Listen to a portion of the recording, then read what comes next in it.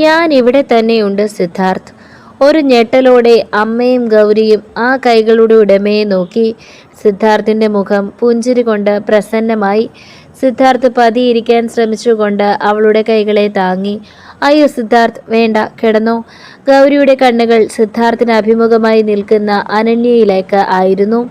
താൻ സിദ്ധാർത്ഥിന് വേണ്ടി കണ്ടെത്താൻ ഒരു സമയം ആഗ്രഹിച്ചവൾ ഇന്നിതാ താൻ ഒരിക്കലും ആഗ്രഹിക്കാത്ത സമയം തങ്ങളുടെ ജീവിതത്തിലേക്ക് വന്നിരിക്കുന്നു. എന്നാലും സിദ്ധാർത്ഥിന് എന്താണ് സംഭവിച്ചത് എന്ന് അറിഞ്ഞിട്ടും അറിയാത്ത പോലെ അഭിനയിക്കുകയാണോ? അല്ല, ഒരിക്കലുമല്ല. സിദ്ധാർത്ഥിന് അങ്ങനെ എന്നോട് ചെയ്യാനാവില്ല. അവൾ കരഞ്ഞുകൊണ്ട് പുറത്തേക്കോടി. അവളെയും കാത്തെന്ന പോലെ വർമ്മ അവിടെ ഉണ്ടായിരുന്നു. അച്ഛ, സിദ്ധാർത്ഥ്, അദ്ദേഹത്തിന് എന്താ പറ്റിയേ? എന്നെ ഓർമ്മ ഇല്ലേ മോളെ? വർമ്മ അവളെ ചേർത്ത് പിടിച്ചുകൊണ്ട് പറഞ്ഞു. അവൻ്റെ ഓർമ്മകളിൽ ഇപ്പോൾ ഉള്ളത് ഒരുപാട് പഴയ കാര്യങ്ങളാണ് മോളെ. അവൻ കണ്ടിട്ട് പോലും ഉണ്ടാവില്ല. എല്ലാം ശരിയാവാൻ സമയമെടുക്കുമെന്ന ഡോക്ടർ പറഞ്ഞത്. അവൾക്ക് പിന്നാലെ ആശയും വന്നു. ഏട്ടാ, എന്താ നമ്മുടെ മോന് പറ്റിയത്? മറ്റൊരു പെണ്ണ് നമ്മുടെ മോൻ്റെ കൂടെ. ആരാ അവൾ? ആശയെ, വിഷമിക്കല്ലേ. നമ്മുടെ മോൻ്റെ ബ്രെയിനിൽ ചെറിയ ക്ഷതം സംഭവിച്ചതിനെ തുടർന്ന് പറ്റിയ പ്രശ്നമാണ്. എൻ്റെ കുഞ്ഞിനെ മറക്കാൻ മാത്രം എന്താ എൻ്റെ കുട്ടിക്ക് പറ്റിയേ? കുറച്ചു നേരം മുൻപ് ഡോക്ടർ വർമ്മയെ ക്യാബിനിലേക്ക് വിളിപ്പിച്ചിരുന്നു. ഡോക്ടർ, എന്താ എൻ്റെ മോന് പറ്റിയത്? ആക്സിഡന്റിന് ശേഷം ഓർമ്മ പോകുന്നത് വൈദ്യശാസ്ത്രത്തിൽ അംനീഷ്യ എന്ന അവസ്ഥയിലേക്കാണ്. സാധ്യതയേറിയതും സാധാരണവുമായ ഒരു വിശദീകരണമാണിത്. ഇത് തലക്കടിയേറ്റത് കൊണ്ടോ തലച്ചോറിലെ സാരമായ ആഘാതം മൂലമോ സംഭവിക്കുന്നതാണ്. അതാണ് നമ്മുടെ സിദ്ധാർത്ഥിന്റെ കാര്യത്തിലും സംഭവിച്ചിരിക്കുന്നത്. അറിയാൻ ഒന്ന് മാത്രമേ ഉള്ളൂ, എവിടെ വെച്ച് ഓർമ്മ കട്ടായതെന്ന്. ചിലപ്പോൾ ഉണർന്നാൽ ആരെയും അറിയില്ലായിരിക്കും. അല്ലെങ്കിൽ ചില കാലയളവുകൾ അവനിൽ നിന്നും മറന്നു പോയിട്ടുണ്ടാവും. ഡോക്ടർ, ഇതിന് എന്താ ചികിത്സ? എത്ര പണം വേണമെങ്കിലും ഞങ്ങൾ നൽകാം. വർമ്മ സാർ, പേടിക്കേണ്ട. പഴയ കാര്യങ്ങൾ ഓർമ്മയിലേക്ക് തന്നെ വരും. 6 മാസം ജീവിതത്തിൽ വരുന്ന ഓരോ കാര്യങ്ങളും അവനെ പഴയ ഓർമ്മയിലേക്ക് നയിക്കും. എല്ലാം ശരിയാവും. സാർ പേടിക്കാതിരിക്കുക. ഗൗരിയെ ചേർത്ത് പിടിച്ചുകൊണ്ട് ആശ പറഞ്ഞു. മോളെ വിഷമിക്കേണ്ട, അവൻ നിന്റെയാണ്. അങ്ങനെ വലിഞ്ഞു കയറി വന്നവളുമാർക്കൊന്നും എൻ്റെ കുഞ്ഞിൻ്റെ ജീവിതത്തിൽ ഒരു സ്ഥാനവും ഉണ്ടാവില്ല. അമ്മയ്ക്കും അച്ഛനും അറിയാം ഗൗരിയല്ല അനന്യയെന്ന്. മുമ്പ് സിദ്ധാർത്ഥ് ഗൗരിയെ കൂടി കൊണ്ടുവന്ന സമയം അമ്മയും അച്ഛനെയും പറ്റിക്കാനായി പറഞ്ഞിരുന്നു ഇതാണ് അനന്യയെന്ന്. അവൾ അവനെ വിട്ടുപോയതറിഞ്ഞാൽ അമ്മയ്ക്ക് വിഷമമാവുമെന്നും കരുതി. എന്നാൽ അമ്മയുടെ സ്നേഹവും ലാളനയും കണ്ടപ്പോൾ ഗൗരിക്ക് ആ കള്ളം അമ്മയിൽ നിന്ന് മറച്ചു വെക്കാൻ തോന്നിയില്ല. അവൾ പറഞ്ഞു അനന്യ മറ്റൊരാളാണെന്നും ഗൗരി അനിയൻ്റെ ജീവന് വേണ്ടി സിദ്ധാർത്ഥിനെ വിവാഹം കഴിച്ചതാണെന്നും. അമ്മ അവളെ സമാധാനിപ്പിച്ചുകൊണ്ട് തലോടി. അനന്യ പുറത്തേക്ക് വന്നതും അവിടെ നിറകണ്ണുകളോട് നിൽക്കുന്ന ഗൗരിയെയും അവളെ തന്നെ ഉറ്റുനോക്കി നിൽക്കുന്ന ആശയെയും അരികിലേക്ക് നടന്നു. ആശയുടെ കാലുകൾ തൊട്ട് നമസ്കരിക്കാൻ ആഞ്ഞതും ആശ അവിടെ നിന്നും മാറി നിന്നു. അതവൾക്ക് വല്ലാത്തൊരടി തന്നെയായിരുന്നു. നിങ്ങൾക്ക് എല്ലാവർക്കും ഒരുപാട് വിഷമമുണ്ടെന്നറിയാം. എന്ത് ചെയ്യാനാ സിദ്ധാർത്ഥിന്റെ വിധി? കണ്ണീർ വാർത്തുകൊണ്ട് അനന്യ പറഞ്ഞു. ഗൗരിയെ തലോടിക്കൊണ്ടിരുന്ന അമ്മയുടെ കൈകളെ അവൾ അവളുടെ കരവലയത്തിലാക്കിക്കൊണ്ട് പറഞ്ഞു. ഞാൻ അമ്മേ അനന്യ, സിദ്ധാർത്ഥിന്റെ കാമുകി, അമ്മയുടെ ഭാവി മരുമകൾ. ആശ ശക്തിയിൽ കൈ വലിച്ചെടുത്തുകൊണ്ട് അവളെ തറച്ചു നോക്കി. ഹോസ്പിറ്റലായി പോയി പെണ്ണെ, ഇല്ലേ നിന്നെ ഞാൻ കൊന്നു കളഞ്ഞേനെ. ആശ പല്ലുകൾ ഇറുമിക്കൊണ്ട് ഭീഷണി സ്വരത്തിൽ പറഞ്ഞു. കണ്ണുകൾ നിറഞ്ഞുകൊണ്ട് അവൾ ഗൗരിയോട് ചോദിച്ചു, ഇത് തന്നെയല്ലേ നീ ആഗ്രഹിച്ചത്?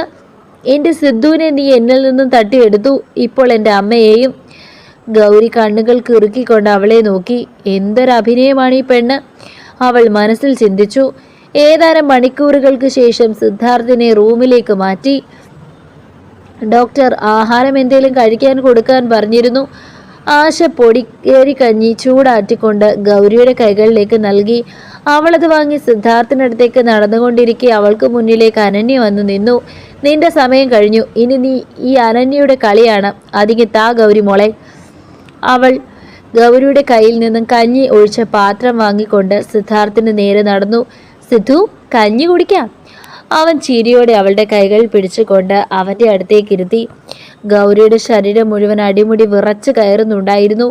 എങ്കിലും അവൾക്കൊന്നും പ്രതികരിക്കാനായില്ല. കണ്ണുകൾ നിറഞ്ഞു വന്നു. ഹൃദയത്തിൽ ഒരു ഭാരം. ശരീരമാകെ തളരുന്നത് പോലെ, കാലിനടിയിൽ നിന്നും മണ്ണെല്ലാം ഒലിച്ചു പോകുന്നത് പോലെ അവൾ കണ്ണുകൾ മുറുകെ അടച്ചു. ശാന്തമായി നിന്ന കണ്ണുകളിൽ നിന്നും കണ്ണുനീർ ഒരു നീർച്ചാൽ പോലെ ഒഴിച്ചിറങ്ങി. അനന്യ സിദ്ധാർത്ഥിന് കഞ്ഞി വാരി കൊടുക്കുന്നതും നോക്കി നിൽക്കുകയല്ലാതെ ഒന്നും ചെയ്യാനാവില്ലായിരുന്നു. അല്പനേരം കഴിഞ്ഞതും അനന്യ സിദ്ധാർത്ഥിനോട് യാത്ര പറഞ്ഞ് അവളുടെ വീട്ടിലേക്ക് ഇറങ്ങി. അനന്യ പോയി അല്പം കഴിഞ്ഞതും ആഹാരം കഴിച്ച അമ്മയും ഗൗരിയും തിരിച്ചെത്തിയിരുന്നു. മോനെ, ഇപ്പം എങ്ങനെയുണ്ട്? അമ്മ ചോദിച്ചു. കുഴപ്പമില്ല. ഗൗരിക്ക് അവനെ വാരി പുണരണമെന്നുണ്ട്. എങ്കിലും ഇപ്പം അവളുടെ അല്ല, അവൻ്റെ ഓർമ്മയിൽ അവളില്ല. ഒരന്യ സ്ത്രീ, അത്രമാത്രം. ഗൗരി റൂമിൻ്റെ ഒരു ഓരം സ്റ്റൂളിൽ ചെന്നിരുന്നു, അവൻ്റെ സംസാരം നോക്കിക്കൊണ്ട്. അങ്ങനെ പഴയ പല ഓർമ്മകളിലേക്കും അവൾ ആഴ്ന്നിറങ്ങി. അമ്മേ, ഞാൻ ഉണർന്നപ്പോൾ മുതൽ ചോദിക്കണമെന്ന് കരുതിയതാ, ഏതാ പെൺകുട്ടി? എന്ത് പറയണമെന്നറിയാതെ ആശ സ്തബ്ധയായി. മകനോട് പെട്ടെന്ന് ഒന്നും കയറി പറയരുതെന്നും അങ്ങനെ എല്ലാം തുറന്നു പറഞ്ഞാൽ അത് വലിയ പ്രശ്നങ്ങൾക്ക് കാരണമായേക്കാമെന്നും ഡോക്ടർ പറഞ്ഞത് ആ അമ്മയിൽ ഓർമ്മ വന്നു. മോനെ, അത് പിന്നെ. അമ്മയുടെ വാക്കുകൾ കേൾക്കാനായി അവൻ കാത്തുനിന്നു. ഞാൻ വീട്ടിലെ ഒരു ജോലിക്കാരിയാണ്, അവൾ പറഞ്ഞു. അത് കേട്ടതും അമ്മയുടെ ഹൃദയം നുറുങ്ങുന്നത് പോലെ ആ സാധു സ്ത്രീക്ക് തോന്നി. എങ്കിലും അവൾ എൻ്റെ മോളാ, എൻ്റെ പൊന്നുമോള്, ആശ കൂട്ടിച്ചേർത്തു. ആഹാ, അമ്മയ്ക്കിപ്പോൾ ഞാനില്ലെങ്കിലും കുഴപ്പമില്ല അല്ലേ? സിദ്ധാർത്ഥ് ചിരിയോടെ തിരക്കി. അവളെപ്പോലെ ഒരു മോൾ മതി ഈ അമ്മയ്ക്ക് ജീവിതം അടിപൊളിയാവാൻ.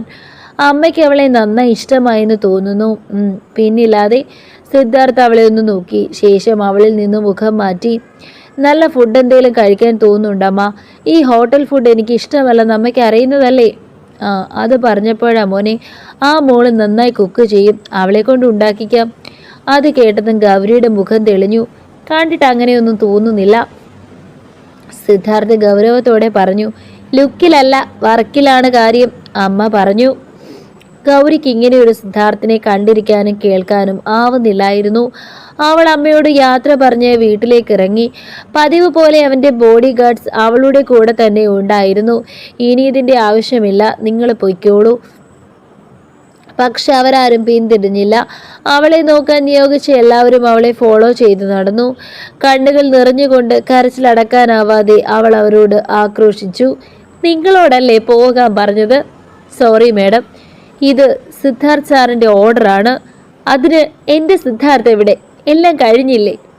Sorry madam. സാറ് മരിച്ചാൽ പോലും ഗൗരി മാഡത്തിന് ജീവൻ ഉണ്ടെങ്കിൽ കൂടെ സംരക്ഷണം ഉണ്ടാവണമെന്ന് സിദ്ധാർത്ഥ് സാർ പറഞ്ഞിരിക്കുന്നത്. അവൾ കരഞ്ഞുകൊണ്ട് കാറിലേക്ക് കയറിയിരുന്നു. വീട്ടിലേക്ക് എത്തി അവൾ ബെഡിലേക്ക് കമിഴ്ന്ന് കിടന്നുകൊണ്ട് തേങ്ങി തേങ്ങി കരഞ്ഞു. എൻ്റെ മാത്രമായിരുന്നു സിദ്ധാർത്ഥ്, എനിക്ക് നഷ്ടപ്പെട്ടു എൻ്റെ ഗണേശ. എന്നെ എന്തിനാ നീ ഇങ്ങനെ പരീക്ഷിക്കുന്നത്? ആ അപകടത്തിൽ ഞാനങ്ങ് ഇല്ലാതായ മതിയായിരുന്നു. എനിക്കിതൊന്നും കാണാൻ വയ്യ. അവള് കരഞ്ഞ് എപ്പോഴും ഉറക്കത്തിലേക്ക് വഴുതി വീണു. പിന്നീട് വർമ്മയുടെ ഫോൺ കോൾ വന്നപ്പോഴാണ് ഉണരുന്നത്. സിദ്ധാർത്ഥിന് കേസരി കഴിക്കാൻ തോന്നുന്നുണ്ടെന്ന് പറഞ്ഞു. പറ്റുവാണേൽ ഉണ്ടാക്കി വരാൻ അച്ഛൻ ആവശ്യപ്പെട്ടു. അവൾ ഉണ്ടാക്കുന്ന കേസരി സിദ്ധാർത്ഥ് ആസ്വദിച്ച് കഴിക്കുന്നത് ഗൗരി പലപ്പോഴും നോക്കിയിരുന്നിട്ടുണ്ട്. അവളുടെ കൈപുണ്യത്തെ പറ്റി അവൻ വാനോളം പുകഴ്ത്തു. ഇന്നവൻ അതെല്ലാം മറന്നിരിക്കുന്നു. അച്ഛൻ പറഞ്ഞതുപോലെ അവൾ അവനുള്ള സ്പെഷ്യൽ കേസരി ഉണ്ടാക്കി ഹോസ്പിറ്റലിലേക്ക് ചെന്നു. അവിടെ അവൻ്റെ റൂമിൽ ആരും ഉണ്ടായിരുന്നില്ല. ഗൗരി വരുന്നത് കണ്ടെങ്കിലും സിദ്ധാർത്ഥ് ഗൗരവം വിട്ടില്ല. സിദ്ധാർത്ഥ്, കേസരി കൊണ്ടുവന്നിട്ടുണ്ട്, എടുക്കട്ടെ? അവൻ അവളെ ഒന്ന് നോക്കുക പോലും ചെയ്തില്ല. സിദ്ധാർത്ഥ്. അവൾ വീണ്ടും വിളിച്ചു. പെട്ടെന്ന് അനന്യ അങ്ങോട്ടേക്ക് കയറി വന്നു. എന്താ സിദ്ധാർത്ഥിനെ ഇങ്ങനെ വിളിച്ച് ശല്യപ്പെടുത്തുന്നത്? അത് പിന്നെ സിദ്ധാർത്ഥിന് കേസരി വേണമെന്ന് അച്ഛൻ പറഞ്ഞിരുന്നു, ഞാൻ അതുകൊണ്ട് വന്നതാ. ഓ, നീ ഉണ്ടാക്കിയതാണോ? അനന്യ ചോദിച്ചു. അതെ. ഓ, എങ്കിൽ വേണ്ട, ഞാൻ സിദ്ധാർത്ഥിനുള്ളത് ഓർഡർ ചെയ്ത് വരുത്തിക്കോളാം കേട്ടോ. അയ്യോ, അങ്ങനെ പറയല്ലേ. സിദ്ധാർത്ഥ് ഹോട്ടൽ ഫുഡ് ഒന്നും കഴിക്കില്ല. അത് കേട്ടതും സിദ്ധാർത്ഥ് അത്ഭുതത്തോടെ ഗൗരിയെ നോക്കി. അത് നീയാണോ തീരുമാനിക്കുന്നത്? ഞാൻ നോക്കിക്കോളാം സിദ്ധാർത്ഥിന്റെ കാര്യം. ഞാൻ ഹോട്ടൽ ഫുഡ് കഴിക്കില്ലെന്ന് ഇവൾക്ക് എങ്ങനെ അറിയാം? അവൻ സംശയത്തോടെ അവളെ നോക്കി. ചിലപ്പോൾ അമ്മ പറഞ്ഞതാവാം. ഫോൺ എടുത്ത് അടുത്ത ബെസ്റ്റ് ഹോട്ടൽ നോക്കി സെർച്ച് ചെയ്യുകയാണ് അനന്യ. വേണ്ട, ഹോട്ടൽ ഫുഡ് വാങ്ങരുത്, ഗൗരി ഉറച്ച ശബ്ദത്തോടെ പറഞ്ഞു. അകത്തെ ബഹളം കേട്ടാണ് അമ്മ വരുന്നത്. എന്താ ഇവിടെ? ദേ നോക്ക്, നിങ്ങളുടെ സെർവൻറ്റിനെ ഭരിക്കാൻ വരുന്നു. എന്താ എന്താ മോളെ? അമ്മേ, സിദ്ധാർത്ഥ് ഹോട്ടൽ ഫുഡ് കഴിക്കില്ല. ഞാൻ കൊണ്ടുവന്ന കേസരി സിദ്ധാർത്ഥിന് കൊടുക്കാൻ പറ്റില്ലെന്ന് പറഞ്ഞ് ബഹളമുണ്ടാക്കുവാണ്. അമ്മ അവൾ കൊണ്ടുവന്ന കേസരി പാത്രത്തിൽ നിന്നും അല്പമെടുത്ത് സിദ്ധാർത്ഥിനടുത്തേക്ക് നടന്നു. അമ്മയാണ് പറയുന്നത്, മോൻ ഇഷ്ടവും കഴിച്ചു നോക്ക്. പെട്ടെന്നാണ് അമ്മയുടെ കയ്യിലെ സ്പൂൺ അനന്യ ഒറ്റ തട്ടിന് തെറിപ്പിച്ച് കളഞ്ഞത്. നിങ്ങളോടല്ലേ പറഞ്ഞത് ഞാൻ വേറെ ഓർഡർ ചെയ്തോളാന്ന്? അനന്യ, സിദ്ധാർത്ഥ് അവളെ ഉറക്കെ വിളിച്ചു. അമ്മയ്ക്ക് നേരെ നിന്റെ ശബ്ദമോ പ്രവൃത്തിയോ ഉയർന്നാൽ നിനക്കെൻ്റെ ജീവിതത്തിൽ ഒരു സ്ഥാനവും ഉണ്ടാവില്ല, സിദ്ധാർത്ഥ് ഉറച്ച ശബ്ദത്തിൽ പറഞ്ഞു. അമ്മ അതിങ്ങെടുക്ക്. സിദ്ധാർത്ഥ് അമ്മ കൊണ്ടുവന്ന കേസരി രുചിച്ചു. അവൻ്റെ കണ്ണുകൾ തള്ളിപ്പോയി. അത്രയും രുചിയായിരുന്നു അതിന്. നന്നായിട്ടുണ്ട്, സിദ്ധാർത്ഥ് പറഞ്ഞു. അനന്യ കാലി തുള്ളി പുറത്തേക്ക് പോയതും അമ്മയും അവിടെ നിന്നും പോയി. കാണുന്ന പോലെയല്ല, അപ്പം പാചകം അറിയാം.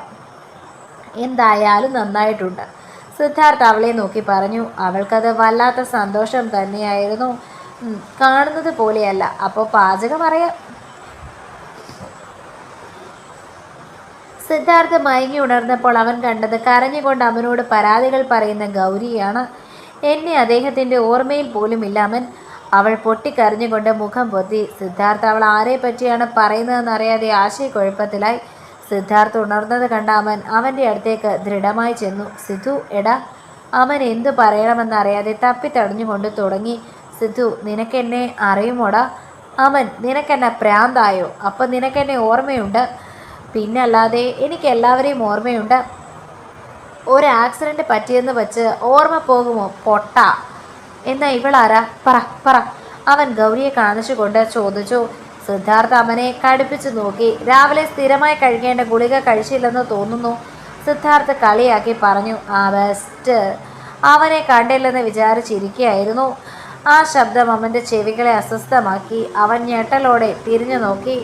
അനന്യ. അവൻ്റെ ചുണ്ടുകൾ വിറച്ചു. അതെ, അനന്യ തന്നെ. എന്താ അവൻ ഇത്ര അമ്പരപ്പ്? ഓ, ഞാൻ പ്രതീക്ഷിക്കാത്ത ട്വിസ്റ്റ് തന്നെ ആയിപ്പോയി, അവൻ പുച്ഛത്തോടെ പറഞ്ഞു. ഗൗരി, ഇങ്ങോട്ട് വരൂ.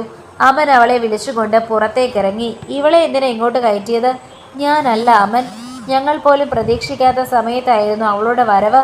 ഗൗരി കാര്യങ്ങളെല്ലാം വിശദീകരിച്ചു. ഗൗരി, നീ വാ, നമുക്ക് ഡോക്ടറെ കണ്ട് സംസാരിക്കാം. ഇതിനൊരു വഴി ഉണ്ടാവും. എന്ത് വഴി അമൻ? ഉണ്ടാവും, നീ വാ. മടിച്ചു നിന്ന് അവളെ ബലമായി പിടിച്ചുകൊണ്ട് ഡോക്ടറുടെ ക്യാബിനിലേക്ക് നടന്നു അമൻ. വരൂ, ഇരിക്കൂ.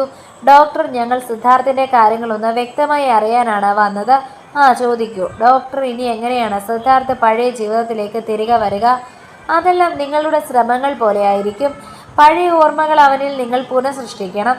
പഴയ ഓർമ്മകൾ, അനുഭവങ്ങൾ. കൂടിപ്പോയാൽ 6 മാസത്തിനുള്ളിൽ സിദ്ധാർത്ഥ് എല്ലാം ഓർക്കും. പക്ഷെ ഒരു കാര്യം ശ്രദ്ധിക്കണം, കാര്യങ്ങൾ വെട്ടി തുറന്ന് പറയരുത്. അത് അവനിലെ നില കൂടുതൽ വഷളാക്കും. ഗൗരിയും അവനും തമ്മിൽ മുഖം നോക്കി. ഇരുവരും എല്ലാം കേട്ട ശേഷം പുറത്തേക്ക് വന്നു. അമൻ, എനിക്കിപ്പോൾ എന്ത് ചെയ്യണമെന്നറിയില്ല. വഴിയുണ്ട്. എങ്ങനെ? ആദ്യം ആ പൂതനെ ഒഴിവാക്കണം. അതിലും നല്ലത് ഈ ഹോസ്പിറ്റലിൽ ബോംബ് വയ്ക്കുന്നതാണ്. അപ്പോൾ നീ ടെററിസ്റ്റ് ആണോ? അമൻ അവളോട് ഞെട്ടലോടെ നോക്കി ചോദിച്ചു. ഒന്ന് പോ അമൻ, ഞാനൊരു ഉപമ പറഞ്ഞതാ. അങ്ങനെ ഇങ്ങനെയൊന്നും പറയല്ലേ. നല്ല ആളെയാ കൂടെ കൂട്ടുന്നത്, അവൾ അമനെ നോക്കി പറഞ്ഞു. അവളുടെ മുഖത്ത് അമൻ ഒരു പ്രതീക്ഷയുടെ വെളിച്ചം കണ്ടു. ഡോക്ടറുടെ വാക്കുകൾ അവളെ അത്രയും ആശ്വാസത്തിലാക്കിയതായി അവന് തോന്നി. നമുക്കവനെ തിരിച്ചു കൊണ്ടുവരണം ഗൗരി, നിന്റെ സിദ്ധാർത്ഥായി തന്നെ. ഇരുവരുടെയും കണ്ണുകളിൽ പ്രതീക്ഷയുടെ നാളങ്ങൾ തെളിഞ്ഞു തുടങ്ങി. ദിവസങ്ങൾ കടന്നുപോയി. ഇന്നാണ് സിദ്ധുവിനെ ഡിസ്ചാർജ് ചെയ്യുന്ന ദിവസം. അമ്മയും ഗൗരിയും നേരത്തെ വീട്ടിൽ പോയി എല്ലാം വൃത്തിയാക്കി ഒതുക്കി. ഹോസ്പിറ്റലിൽ നിന്നും ഇറങ്ങിയപ്പോൾ സിദ്ധാർത്ഥിൻ്റെ കാറിലേക്ക് കയറാൻ വന്ന അനന്യയെ ആശ തടഞ്ഞു. നീ വരേണ്ടതില്ല. പക്ഷേ അമ്മേ, സിദ്ധാർത്ഥിന് ഒറ്റയ്ക്കൊന്നും ചെയ്യാൻ പറ്റില്ല. ഞാനുണ്ടായാലേ നടക്കൂ. എൻ്റെ മകനെ നോക്കാൻ എനിക്കറിയാം. അത്ര ബുദ്ധിമുട്ടുണ്ടെങ്കിൽ ഞങ്ങൾ ഹോം നേഴ്സിനെ വെച്ചോളാം. കൊച്ചു പോകാൻ നോക്ക്. കപട കണ്ണുനീരോടെ അനന്യ സിദ്ധാർത്ഥിനെ നോക്കി. സിദ്ധു, അപ്പോൾ എൻ്റെ അവസ്ഥ എന്താകും? നിന്നെ ഇങ്ങനെയൊരു അവസ്ഥയിൽ ഒറ്റയ്ക്ക് വിടുമ്പോൾ? സാരമില്ല, അമ്മ പറഞ്ഞതുപോലെ ആയിക്കോട്ടെ. എന്തെങ്കിലും ആവശ്യം വന്നാൽ ഞാൻ വിളിക്കും. കണ്ണുനീര് തുടച്ചുകൊണ്ട് അനന്യ അത് മനസ്സില്ലാതെ സമ്മതിച്ചു. കാറിനരികിലേക്ക് വരുന്ന ഗൗരിയെ കണ്ടതും അനന്യ അവളെ പിന്നിലേക്ക് തള്ളി മാറ്റിക്കൊണ്ടു പറഞ്ഞു. പഴയ ഓർമ്മകൾക്ക് നീ ശ്രമിക്കരുത്. അത് നിന്റെ ജീവിതത്തിലെ അവസാന ശ്രമമായിരിക്കും.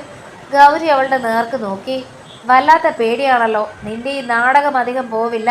അതിനു മുൻപേ ഞാനിത് പൊളിച്ചെറിയും. ഡി, ഭയപ്പെടുത്തേണ്ട. എനിക്കിപ്പോൾ നഷ്ടപ്പെടാൻ ഒന്നുമില്ല. ജീവിതത്തിൽ നഷ്ടപ്പെടാനുള്ളത് നിനക്കാണ്. ആ ഭയം നിനക്കാവണം. അനന്യയെ തള്ളി മാറ്റിക്കൊണ്ട് ഗൗരി കാറിനരികിലേക്ക് നടന്നു. ഇത്ര ധൈര്യം എങ്ങനെ ഇവൾക്ക്? അവൾ കൈകൾ മുഷ്ടി ചുരുട്ടി കാറിൽ അടിച്ചുകൊണ്ട് ചിന്തിച്ചു. ഇവളെ എങ്ങനെയെങ്കിലും സിദ്ധുവിൽ നിന്നും അകറ്റണം. അവൻ്റെ ഓർമ്മകൾ തിരിച്ചു വരുന്നതിന് മുൻപ് അവളെ ജീവിതത്തിൽ നിന്നും പിഴുതു മാറ്റണം. ഒരു പൈശാചിക ചിരിയോടെ അവൾ തീരുമാനിച്ചു. അധികം വൈകാതെ സിദ്ധാർത്ഥിൻ്റെ വീട്ടിലേക്ക് അവരെത്തി. അമ്മയും അച്ഛനും അകത്തേക്ക് കയറിയപ്പോൾ സിദ്ധാർത്ഥ് അവരെ ദേഷ്യത്തോടെ നോക്കി. ഇവർക്ക് കണ്ണില്ലേ എന്ന് എന്നെ ഇങ്ങനെയൊരു അവസ്ഥയിലാക്കി.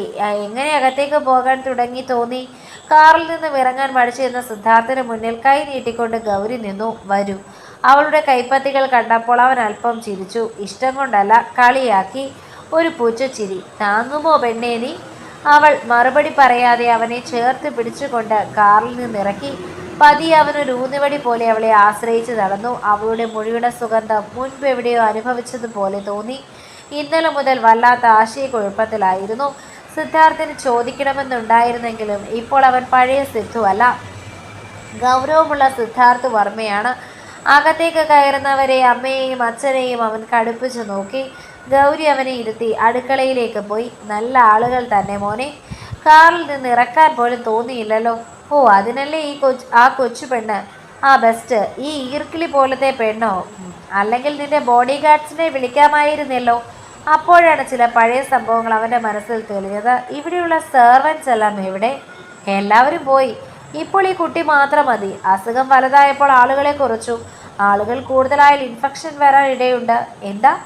അമ്മയുടെ മറുപടിയിൽ സംശയം നിറഞ്ഞു സിദ്ധാർത്ഥ്. കൂടുതലൊന്നും ഇപ്പോൾ അറിയണ്ട. ഇനി ആ കുട്ടി നിന്നെ നോക്കും, അത്രമാത്രം. അമ്മ പറഞ്ഞത് കേട്ടപ്പോൾ സിദ്ധാർത്ഥിന് മറിച്ചൊരു മറുപടി ഒന്നും ഇല്ലായിരുന്നു.